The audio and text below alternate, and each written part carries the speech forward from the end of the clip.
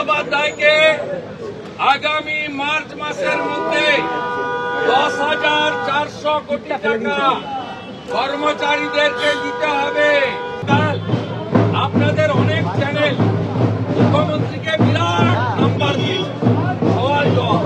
Supreme কোর্টের রায় কোথায় আছে বলুন তো? আপনাদের লজ্জা লাগে না?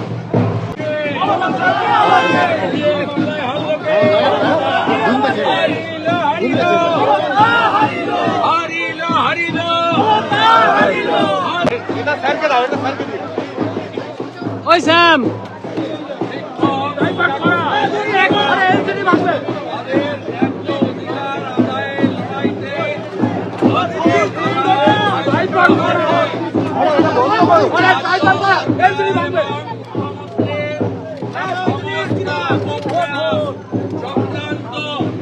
আজকে সুপ্রিম কোর্টে ধূলিসাৎ করে দিয়েছে সুপ্রিম কোর্টের রায়।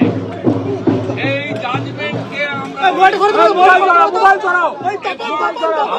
সবাই এই ন্যায্য অধিকার দিয়ে দাবিতে সর্বস্তরের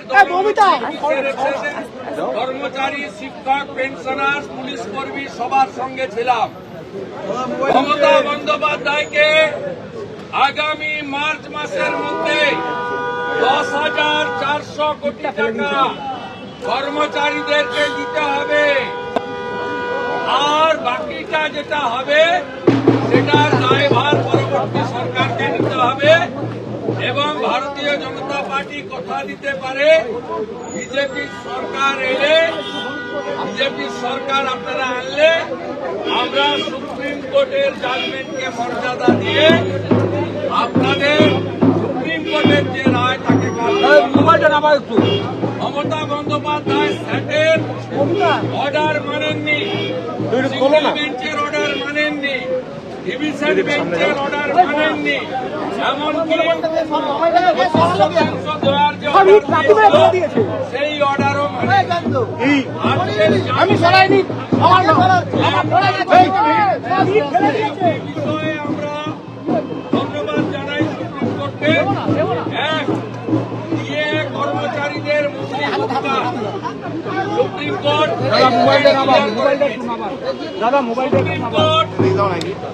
তৎক্ষণাৎ 31 মার্চের মধ্যে 25% অর্থাৎ 10,400 দিয়ে দিতে বলেছে। বাকি 75% 30 মে 2024-এর মধ্যে দিতে বলেছে। নির্ধারণের ক্ষেত্রে অবসরপ্রাপ্ত বিচারপতি এবং ক্যাগের প্রতিনিধিদের নিয়ে কমিটি করে দিয়েছেন, যাতে রাজ্য সরকারের কোনো প্রতিনিধি নেই। রাজ্য সরকারের খবরদারি, মন্তব্যরি সমস্ত চক্রান্তকে সুপ্রিম কোর্ট আজকে ধুয়ে মুছে সাফ করে দিয়েছে।